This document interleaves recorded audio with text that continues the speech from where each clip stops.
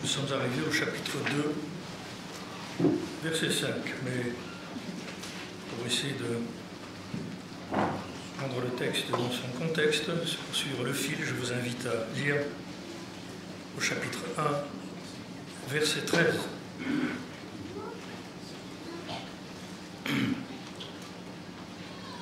Auquel des anges Dieu a-t-il jamais dit « Siège à ma droite,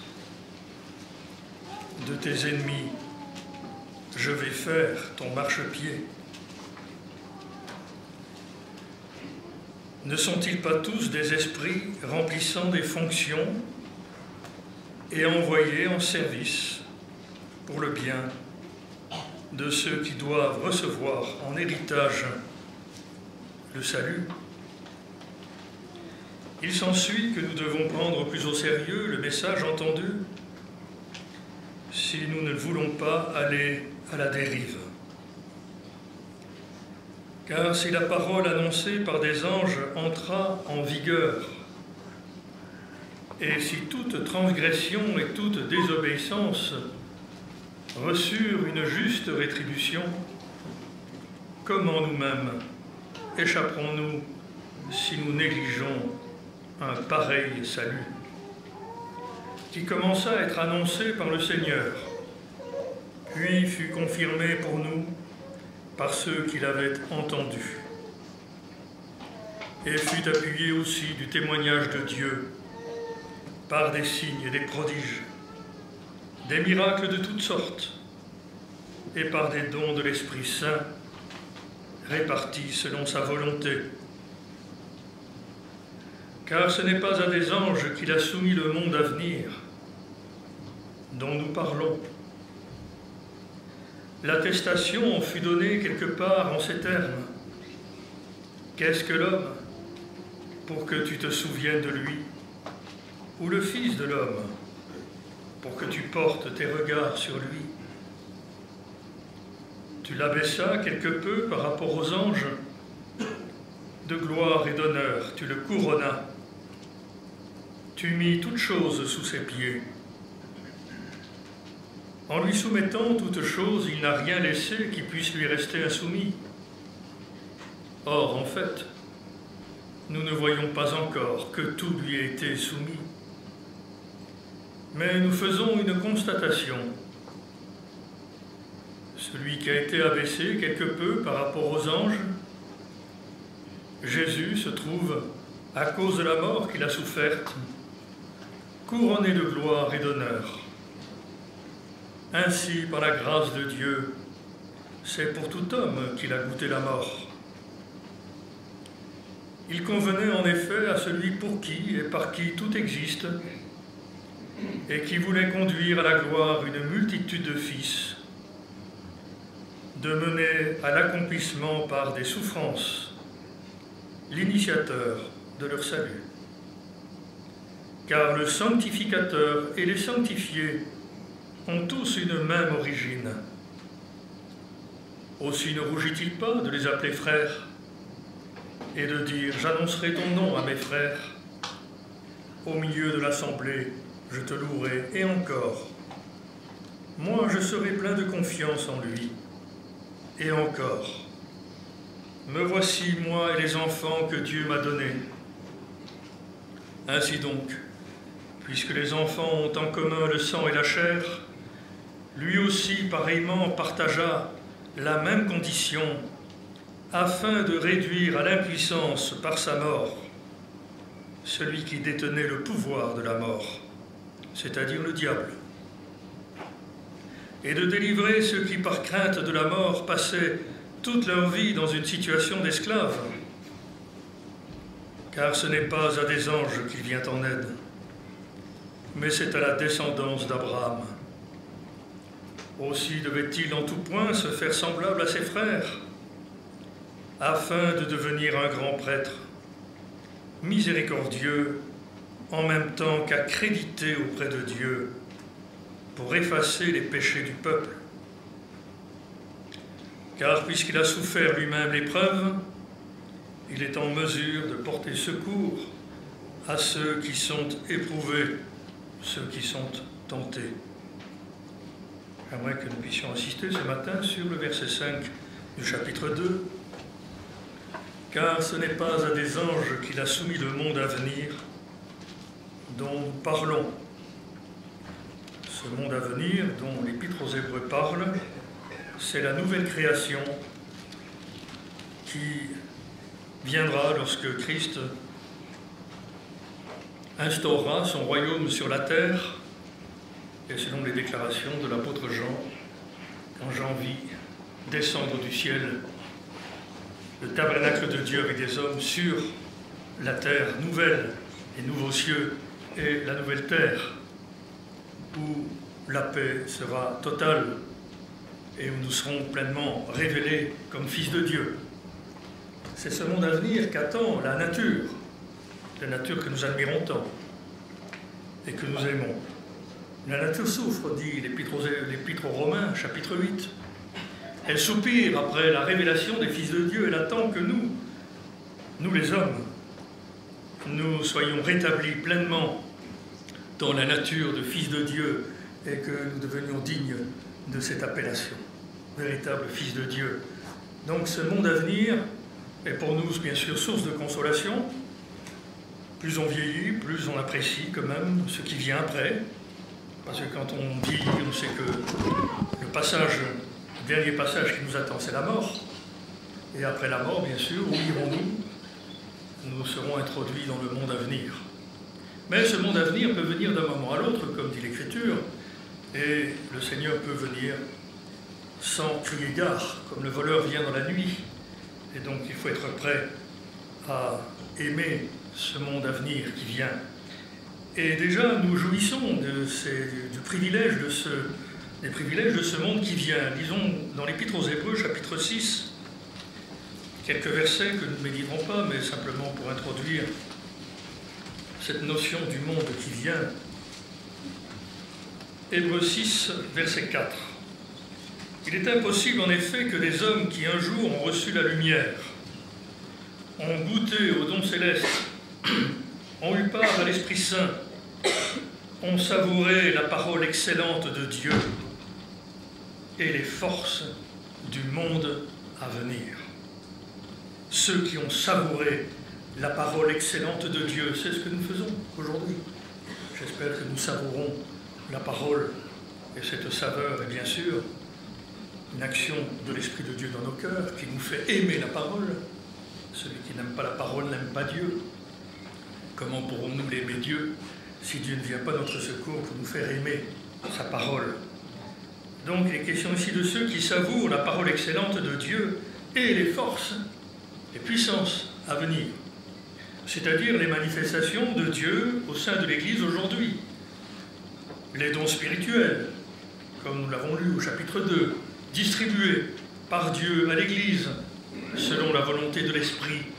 Et le plus grand des dons, il me semble, c'est le don de prophétie, celui qui nous permet de transmettre la parole de Dieu, le message de Dieu pour l'aujourd'hui de notre vie. Et nous avons été au bénéfice de la parole depuis des années, certains parmi nous. Donc nous avons savouré les forces du monde à venir, sans parler de toutes les guérisons, les puissantes manifestations de la puissance de Dieu dans nos vies que nous avons connues et que Dieu manifeste encore pour notre édification. Voilà donc pour le monde à venir, ce monde à venir qui est non seulement source de réconfort et d'espérance, mais qui est aussi chargé d'un sens particulier. Parce que pourquoi un monde doit-il venir? Ne sommes-nous pas dans un monde? Pourquoi avoir un autre monde? C'est que le monde que nous connaissons, dans lequel nous sommes, n'est pas le monde que nous soumettons. Parce que ce qui vient, eh bien, nous le soumettrons. Ce n'est pas à des anges qu'il a soumis le monde à venir, mais à des hommes. C'est donc à nous que Dieu a soumis le monde à venir. Nous soumettrons le monde à venir. Le monde à venir nous sera soumis. Et aujourd'hui, c'est le contraire. c'est nous qui sommes soumis au monde. Et quel monde? Le monde du péché, le monde des ténèbres. Ce monde qui nous rend de plus en plus esclaves. Je pense que, je ne sais pas si vous suivez un peu l'actualité, ce qui se passe quand même dans le monde. Vous savez, les hommes sont de plus en plus attirés et, je dirais, soumis aux puissances du monde. Soumis de plus en plus à la création. Et, par exemple, dans la pensée de beaucoup de nos contemporains, le monde animal devient plus grand et plus important que les hommes. Et bientôt, dans la pensée de certains, c'est les hommes qui devraient disparaître pour laisser vivre les pauvres petits animaux qui sont si mignons. Et la Terre est devenue notre déesse. Nous sommes à la merci de la déesse Gaïa, celle, la patronne. Et d'ailleurs, ces jours-ci, c'est la canicule, notre patronne. Nous avons fait des projets de vacances, mais voilà. La nature manifeste son autorité sur nous. Nous sommes soumis au monde. Et c'est pourquoi le chrétien a une autre vocation. Il est appelé à vivre dans le monde à venir. Ce monde qu'il soumettra. Et cela commence aujourd'hui dans nos cœurs. Parce que nous sommes appelés en tant qu'hommes, eh bien, à soumettre le monde. Et ne plus être soumis par lui. C'est pourquoi nous devons être crucifiés au monde présent. Crucifiés au monde. Et le monde, qu'est-ce que c'est? C'est la convoitise des yeux, la convoitise du cœur, les convoitises nombreuses qui nous rendent esclaves, l'orgueil de la vie, ce monde qui s'acharne toujours plus contre Dieu et qui s'éloigne de la crainte de Dieu. N'aimez pas le monde, ni les choses qui sont dans le monde. Celui qui aime le monde, l'amour de Dieu n'est pas en lui. Donc ce texte nous apprend à méditer sur cette soumission du monde qui nous est destinée. Alors, ce n'est pas à des anges qu'il vient, qu'il a soumis le monde à venir dont nous parlons, mais aux hommes. Dans le plan de Dieu, l'homme, lorsqu'il a été créé comme une créature exceptionnelle. Je voudrais que nous lisions le psaume 8 qui a inspiré l'auteur de l'Épître aux Hébreux dans cette citation que nous avons ici dans notre texte, le psaume 8. Nous avons mis en musique d'ailleurs, et que souvent nous chantons sans bien comprendre la signification de ces paroles. Psaume 8, lisons, verset 2. « Seigneur, notre Seigneur, que ton nom est magnifique par toute la terre. Mieux que les cieux, elle chante ta splendeur. Par la bouche des tout-petits et des nourrissons, tu as fondé une forteresse contre tes adversaires pour réduire au silence l'ennemi revanchard. Quand je vois tes cieux, œuvre de tes doigts, la lune et les étoiles que tu as fixées, qu'est donc l'homme pour que tu penses à lui, l'être humain pour que tu t'en soucies? » Ici la version hébraïque dit « Tu en as presque fait un dieu ». Et l'Épître aux Hébreux cite la version grecque, araméenne et syriaque. « Tu abaissas quelque peu par rapport aux anges. Tu le couronnes de gloire et d'éclat. Tu le fais régner sur les œuvres de tes mains. Tu as tout mis sous ses pieds. Tout bétail, gros ou petit, et même les bêtes sauvages, les oiseaux du ciel, les poissons de la mer, tout ce qui court les sentiers des mers.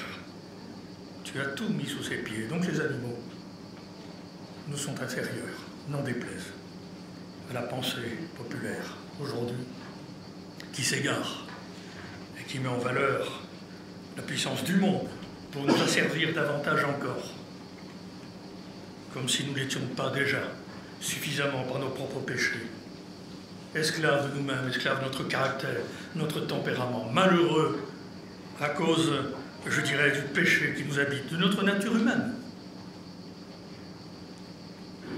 Seigneur notre Dieu, que ton nom est magnifique par toute la terre. Ici, l'auteur de l'Épître aux Hébreux souligne ce psaume 8 pour montrer que la vocation première de l'homme, c'est de gouverner la terre, de régner et de dominer sur toute chose. Pour Adam et Ève, le monde entier devait leur être soumis. Mais le péché a renversé cette vocation première.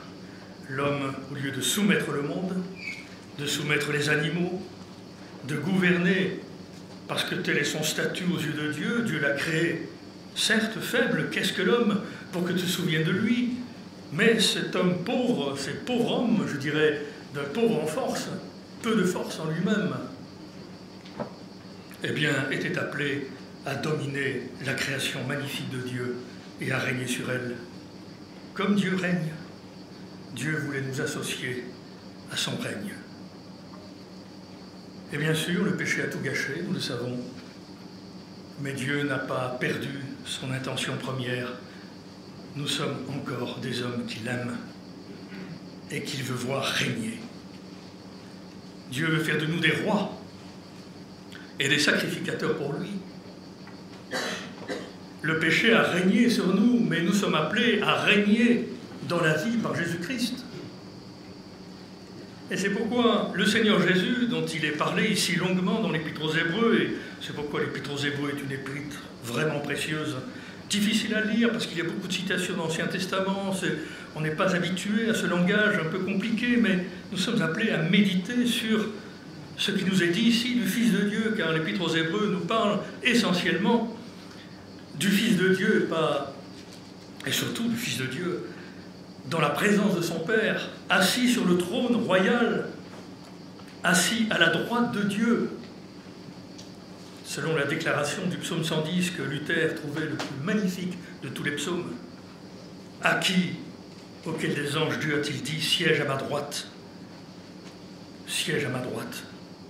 Dieu a fait siéger son Fils à sa droite, à égalité avec lui. Mais le Fils de Dieu, avant de monter sur le siège royal de Dieu, est d'abord descendu sur la terre, il s'est fait homme, il s'est incarné, il a pris notre nature. Et c'est parce que nous sommes destinés à la royauté que Jésus a pu être incarné. Ça fait partie de la logique du salut de Dieu. C'est parce que l'homme était destiné à régner que le Fils de Dieu est venu sur la terre comme un nouvel homme, la Bible appelle le second Adam, le dernier Adam. Jésus est venu inaugurer une nouvelle humanité dans sa personne.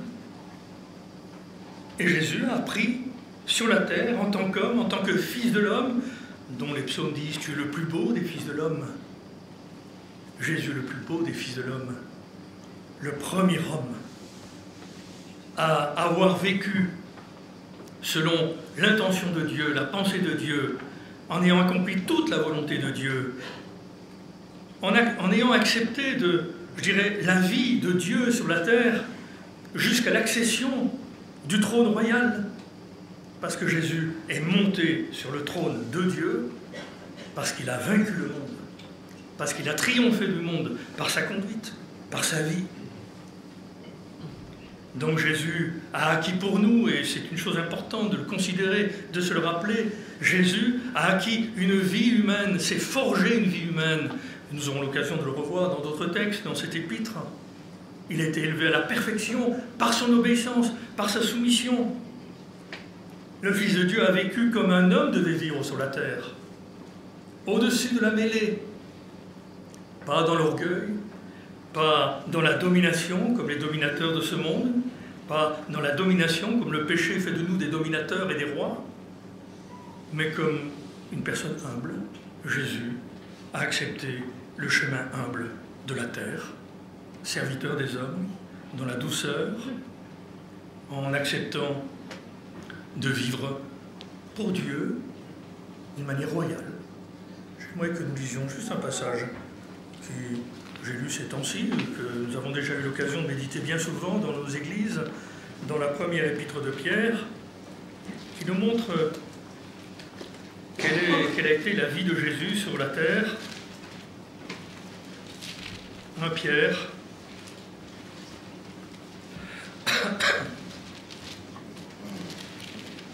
au chapitre 2,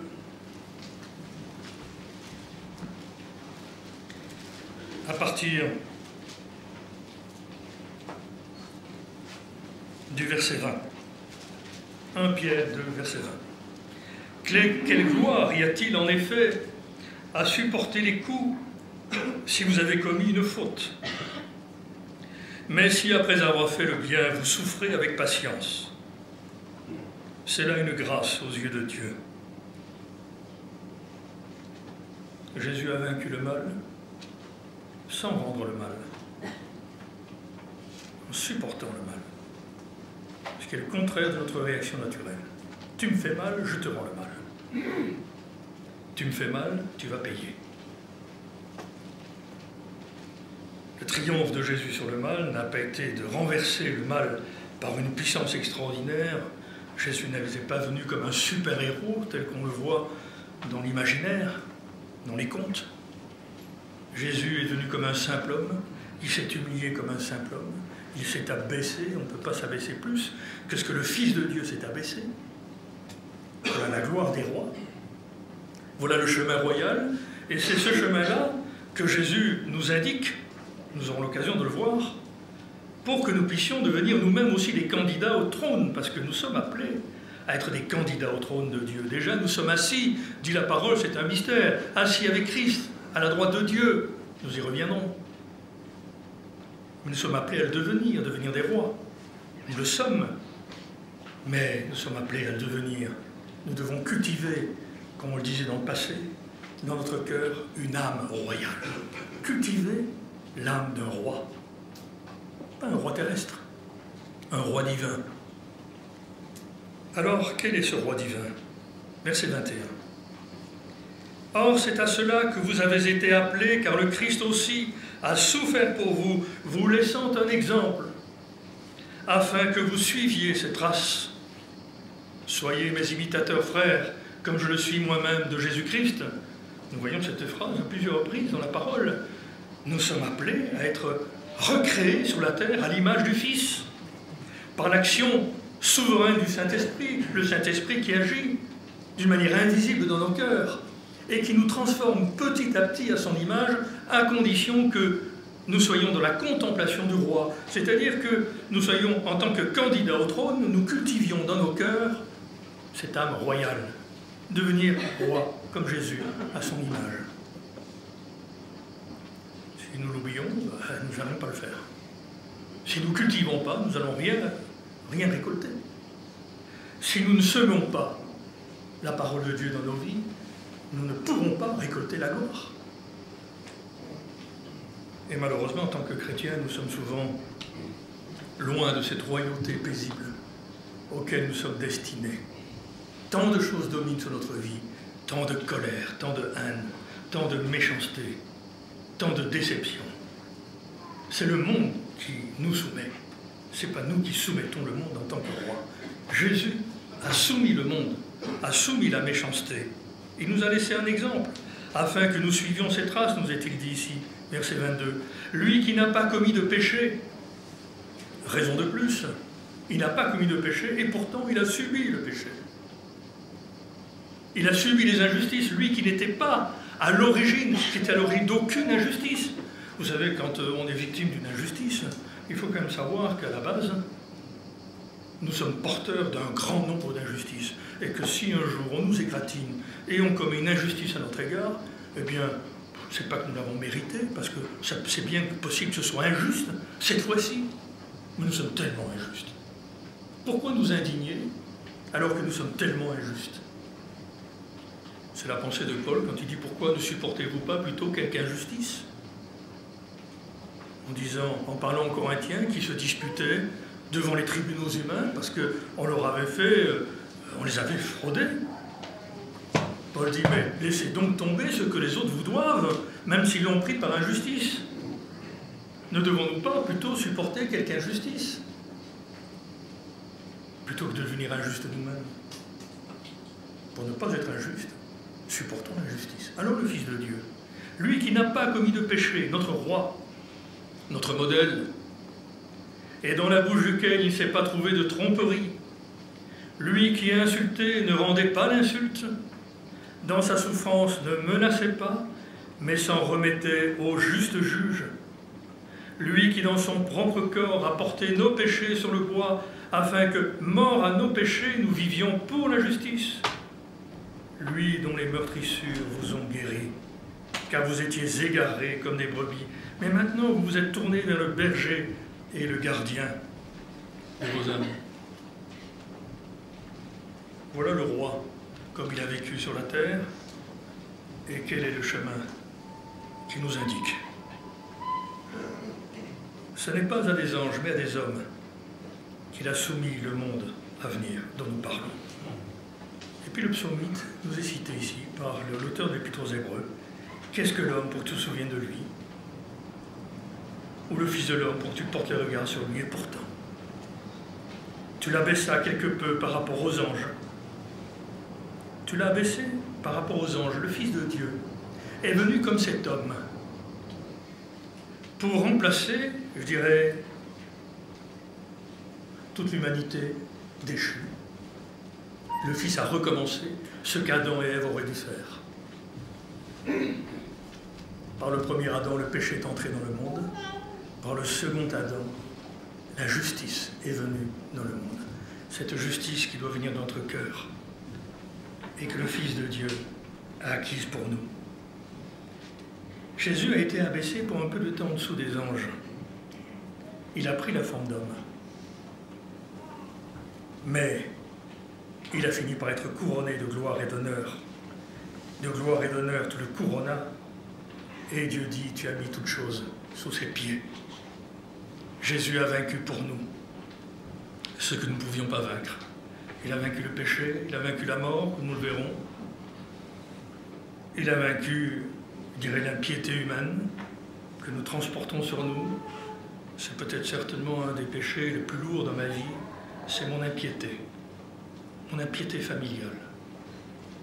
J'ai hérité du côté de mon père un refus de piété, une allergie à toute piété, à toute religiosité. Et pourtant, je suis appelé à être son pasteur, à vous annoncer la parole. Et je déplore en moi cette impiété toujours présente, contre laquelle je suis appelé à combattre, à lutter, à résister. Elle fait partie du monde.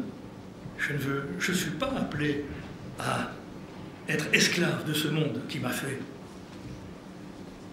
du monde qui a dominé ma famille et qui me domine en tant qu'homme naturel.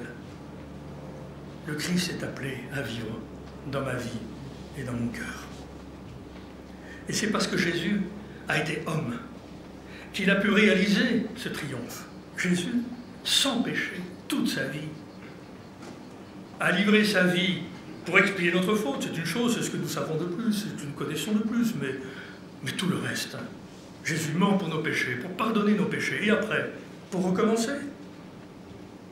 Pour pardonner nos péchés, pour que nous les répétions indéfiniment tous les jours de notre vie. Malheureusement, c'est ce qui se passe.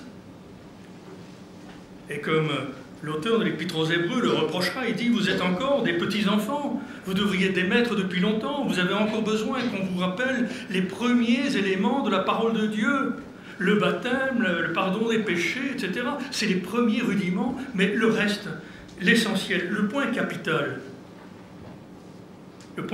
c'est une expression de notre Épître aux Hébreux, le point capital de ce que nous avons dit, c'est que nous avons un tel souverain sacrificateur dans les cieux, assis à la droite de Dieu.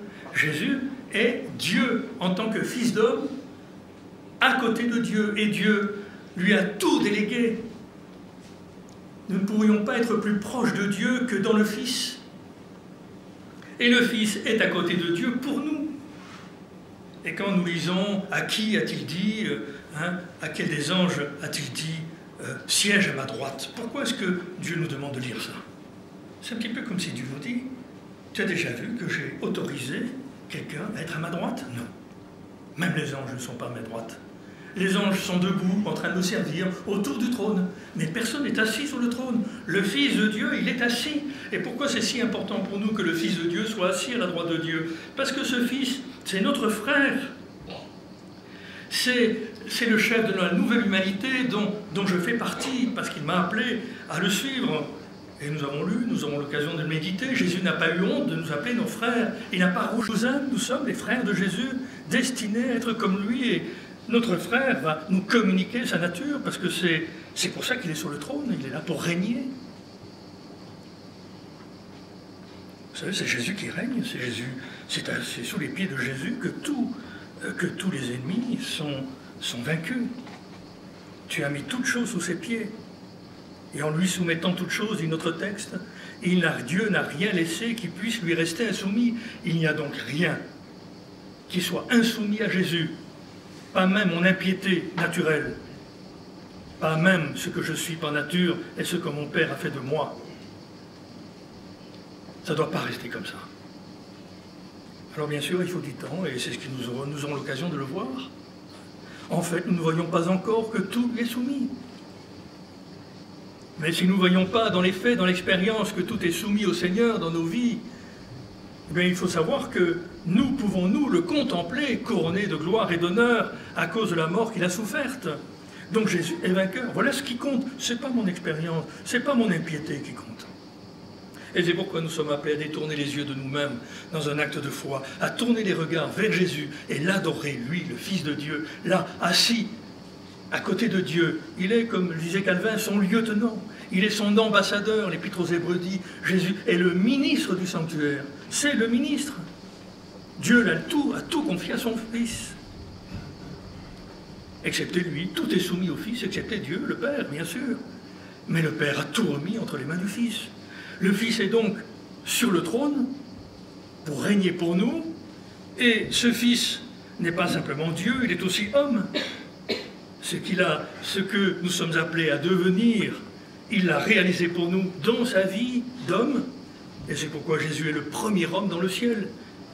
Je n'ai pas souvent entendu cela dans ma jeunesse, même dans mes lectures. On entend très peu cela, que Jésus est homme dans le ciel pour nous. Il est notre humanité parfaite. Et nous sommes en lui. Et parce qu'il est Fils de Dieu, Dieu lui a donné le Saint-Esprit. C'est pourquoi le Fils a été glorifié, ça fait partie de la confession de foi. Même être assis à la droite de Dieu fait partie du symbole des apôtres. Je ne sais pas si dans nos prières, nous avons souvent dit « Seigneur, tu es assis à la droite de Dieu pour moi ». Peut-être nous le savons intellectuellement, mais est-ce que nous l'avons saisi pour nous? Est-ce que là, ça a une incidence dans notre vie pratique? Seigneur, tu es sur le trône. Et c'est comme si Dieu nous disait, tu vois, regarde mon Fils, je l'ai fait homme, comme toi. Mieux que toi. J'ai réparé l'homme. Ce que tu as appelé à être, je l'ai réalisé dans mon Fils, qui est parfait pour toi. Et tu vois où est assis ce Fils? Il est assis à côté de moi. Et Dieu nous dit, tu peux aussi être assis à côté de moi, avec le Fils. C'est pas beau ça? Pas magnifique? Alors les problèmes ils sont où quand on connaît ça? Nous lamenter de quoi? Quand on entend ça? On ne peut pas dire au Seigneur, oui mais Seigneur tu vois j'ai encore beaucoup de progrès à faire. Oh là là, et puis j'ai tellement de mal, c'est tellement difficile ma vie. Le Seigneur nous dit, mais tu as vu ce que j'ai fait à mon Fils? Pour toi, il est déjà assis. Vous savez, en général, quand on est assis, c'est qu'on a fini son travail. Dans toute la Bible, Jésus est assis à la droite de Dieu, sauf une fois. Vous savez quand? Quand Étienne, le martyr, premier martyr de l'Église chrétienne, a été lapidé, il a vu Jésus debout à la droite de Dieu. Jésus s'est levé d'assis qu'il était pour accueillir Étienne, le martyr, dans le ciel. C'est un acte d'amour extraordinaire. Comme d'ailleurs le fait de nous envoyer des anges pour nous servir, parce qu'on n'a pas beaucoup médité ça dans le camp précédent, mais il dit, ne sont-ils pas des esprits pour vous servir? Dieu nous envoie des anges, quelle marque d'amour. Mais les anges ne peuvent pas nous donner la vie. Les anges ont donné la loi. La loi vient des anges, dit la Bible. Donc la loi, ça vient des anges, ça ne vient pas de Jésus. Notre loi à nous, c'est la loi de Jésus qu'il faut entendre. Certes, Jésus ne dit pas le contraire de ce que la loi des anges a dit, a prononcé. Sauf que la loi prononcée par la bouche de Jésus a une autre portée. Il est porteur de vie, elle est porteuse de vie, cette loi-là. Parce que tout ce que la loi dit et que les anges ont apporté, mais sans pouvoir nous corriger, les anges ne participent pas à ces bienfaits divins.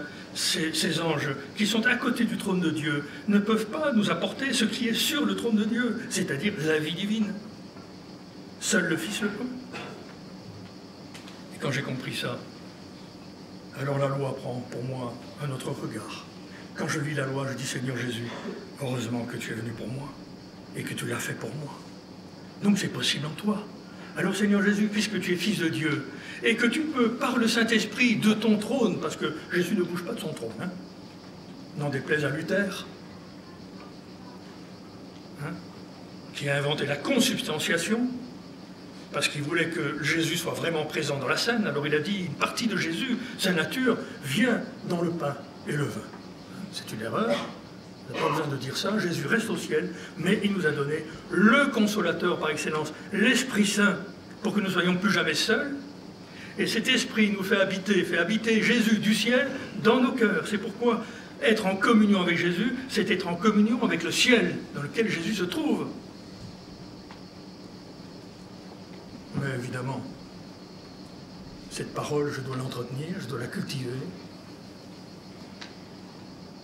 Mais si, sur la terre, même dans l'Église, dans lequel le Seigneur donne manifestation de la puissance du monde à venir, c'est quand même formidable, notre Église, l'Église de Jésus-Christ. Nous y lisons la parole du Seigneur, la bonne nouvelle y est prêchée, le Seigneur intervient, répond à nos prières, et nous, qu'est-ce que nous faisons dans cette merveilleuse Église? Création de Jésus-Christ. Nous nous regardons les uns les autres, nous nous épions, nous nous détestons, nous ne nous supportons pas, nous ne nous aimons pas, parce que l'homme n'aime pas. Et nous n'avons pas compris que si nous n'aimons pas ce qui est dans l'Église, c'est parce que nous sommes encore dans notre nature du vieux monde et que Dieu veut nous faire passer dans l'autre monde, dans le monde à venir. Et donc, aimer même nos ennemis devient possible. Ne pas répondre à l'insulte devient possible, en Jésus. Soyez mes imitateurs, soyez les imitateurs de Christ. Christ nous a laissé un exemple. C'est la vie du ciel, c'est la vie de la domination sur le péché. Plus fort que tous les méchants. Ce qui a rendu à Corrie ten Boom, cette Hollandaise dans les camps, enfermée dans les camps nazis, c'est qu'il lui a donné la possibilité d'aimer son bourreau nazi qui l'a persécuté. Ce qui a donné la force aux martyrs qui, frappés de coups comme Étienne, ont béni Dieu et ont prié pour leurs persécuteurs. Faites du bien à ceux qui vous maudissent. Comment c'est possible ça? Si ce n'est pas la vie du ciel en moi, si ce n'est pas Jésus dans mon cœur, ce n'est pas possible. Mais alors, est-ce que je veux que Jésus règne dans mon cœur? Est-ce que je veux entrer dans ce monde nouveau, qui m'est soumis, qui est possible pour moi, dans lequel je suis appelé à régner? Est-ce que je vais régner avec Jésus, ou est-ce que je vais rester dans l'autre monde et être esclave du monde ancien, et être soumis à ce monde ancien, au principe du monde? Et c'est pourquoi nous lisons dans la parole ces phrases. C'est assez d'avoir, dans le temps passé, agi selon la volonté des païens, en suivant la volonté de votre chair. C'est assez. Dans le passé, c'est ce que vous faisiez. Mais maintenant, et vous étant dépouillés du vieil homme, vous avez revêtu l'homme nouveau. Le monde à venir, c'est à des hommes que Dieu a soumis le monde à venir. C'est à nous qu'il a soumis. Alors cultivons cela dans notre cœur. Ce n'est pas d'importance ce qu'on pensera de nous sur la terre. Ce n'est pas d'importance le triomphe terrestre. Nous ne sommes pas appelés à nous battre comme les deux bons rappeurs qui, pour donner la leçon à tous, sont enfermés quand même et méritent et risquent 7 ans de prison pour s'être bagarrés comme des bêtes. Nous ne sommes pas des bêtes, nous sommes des hommes. Avec les bêtes qui se battent, qui se dévorent. Ne soyons pas comme des bêtes, soyons des hommes, à l'image de Dieu. C'est le monde à venir, ça, qui nous est soumis. La victoire nous est donnée. Tout nous est soumis en Jésus-Christ. Alors, nous ne le voyons peut-être pas. Nous marchons par la foi et pas par la vue. Mais marcher par la foi, ça ne veut pas dire être vaincu. Je veux bien dire, Seigneur, voilà, c'est le chemin que je veux emprunter, je t'en prie, mets en moi les sentiments qui ne sont pas les miens. Donne-moi un amour qui n'est pas en moi. Donne-moi une piété qui n'est pas la mienne. Seigneur, je sais que tu la donnes. Je sais que l'Esprit est présent en moi. Je suis temple du Saint-Esprit. Tu habites mon cœur. Alors, je te laisse régner. Et c'est dans la mesure où nous allons vivre, jour après jour, dans cette communion avec Jésus-là, ce Jésus royal, que nous deviendrons des rois, vainqueurs, sur tout péché, sur tout esclavage. Alors, si nous discernons dans nos vies encore d'autres esclavages, eh bien, venons au Seigneur, repentons-nous de ce qui nous a vaincus, car quiconque est esclave du péché est un pécheur. Tout ce qui triomphe de nous est péché. Alors, ne laissons pas le péché triompher de nous. Ne laissons pas le monde triompher de nous. Nous devons soumettre le monde. Le monde à venir nous est soumis, nous est accordé par le Fils. Alors bénissons le Fils, soyons les adorateurs du Fils dans nos cœurs, laissons tomber nos griefs, abandonnons nos péchés et louons Dieu. Nous prions.